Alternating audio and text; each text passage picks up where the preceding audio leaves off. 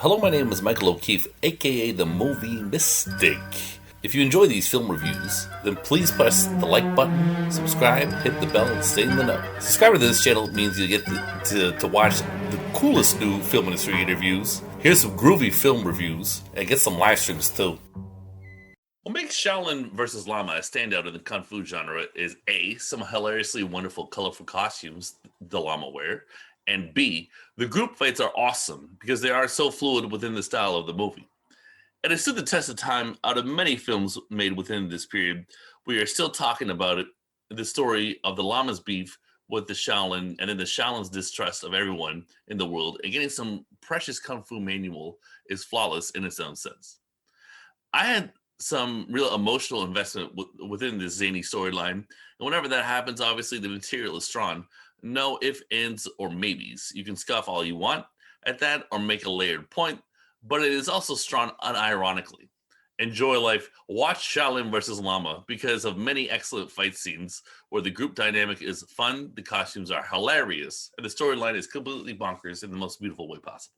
Green Dragon Inn is the ultimate kung fu movie or wuxia picture that deals with privilege. And no, I am not kidding. Despite it looking terrible visually and being a run-of-the-mill, typically emotionally inept kung fu movie, there is real principle in this. An evil land baron's son has killed a family, and a fearless marshal comes in to arrest him. As simple as that sounds, he has a bunch of people he needs to beat over the head because this evil land baron feeds their families.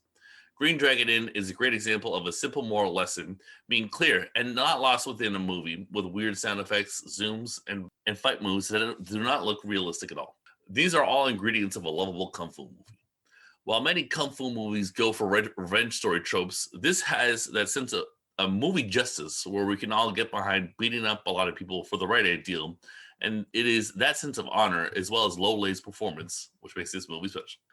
Death Duel of Mantis shows the story of the harassment that comes from extortion and the love it takes to face it properly, all within the confines of a weird kung fu movie filled with plenty of absurd fights. The story turns into a dueling fashion of kung fu style with a showdown of masters and students that is vicious, showing off the dehumanized view of life that many practitioners of martial arts evolve into. The Mantis style is a cool style of kung fu to fight for control over, but the lesser power does reveal the inner moral weaknesses of many of these characters in kung fu storylines who rarely consider peace. Despite this pontification, I did enjoy the film, even if I got mad at the characters within the text of this story. They should ultimately not be judged for that. They are merely living their lives in a psychedelic kung fu movie. There is an immediate familiarity of the title that will work for movie fans with A Fistful of Talons, since it reminds us of the Sergio Leone movie A Fistful of Dollars, and the word talons just lets us know it is a kung fu movie. Anyways, Dollars' storyline came from the Japanese movie Yojimbo, so it is like another Asian movie links things back. It is a trail from Japan to Italy to China, which is an awesome factoid. The movie itself starts off strongly with a captivating darkness and the opening scene, making you wonder where it will go in this fairy tale in dynastic China. And I can assure you that making it to the end is worth it. The sheer ridiculous but visual poetic beauty of it makes the trip worthwhile. It is simultaneously ridiculous and spectacular in its own way. So while it is not A class in the genre, it is far from a dud. Just as in hip hop, in kung fu movies, there is an insistence on making sure there's some content for the ladies.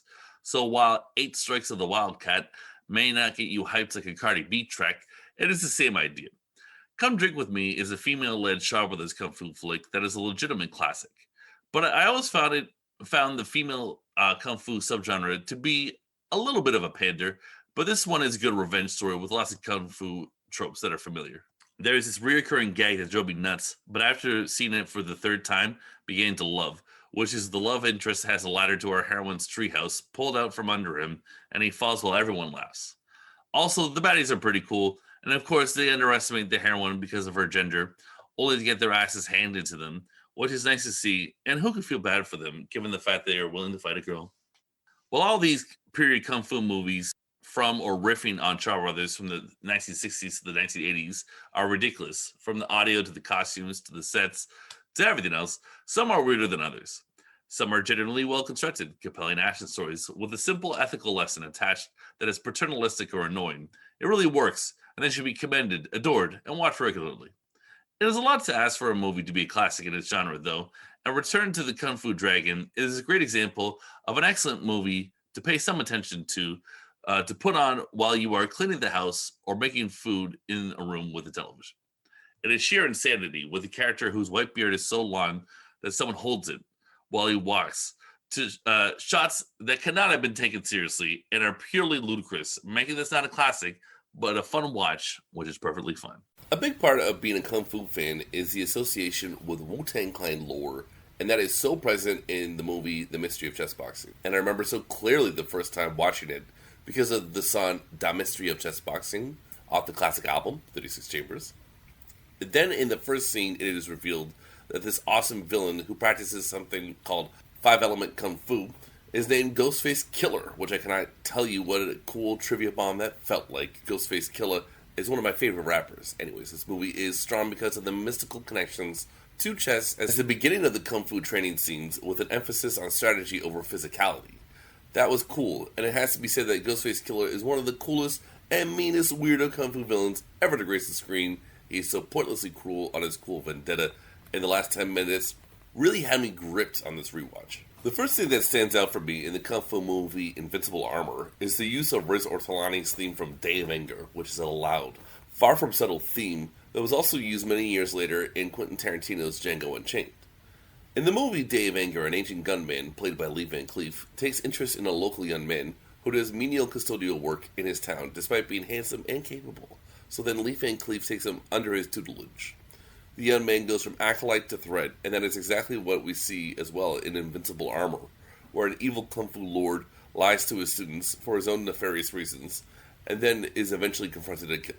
So Invincible Armour is not only an awesomely competent revenge story Kung Fu movie, it also samples elements of one of the great Lee Van Cleef movies, elevating this movie to a colloquial comparative study. If you thought there was too much training stuff and not enough exposition or depth in the 36th Chamber of Shaolin, then you will love Shaolin vs. Wu-Tang, massively directed by Gordon Liu, the star of both movies.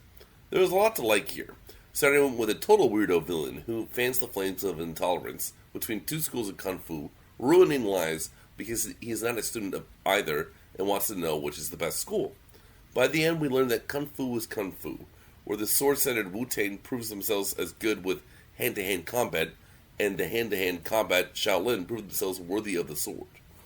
This ends in implosion and explosion. The storyline works. There is a nice balance between the strange and a plot. The fights are incredible. I cannot tell you how often I've seen some scenes, and will not bend in saying this is an all-time cinematic masterpiece.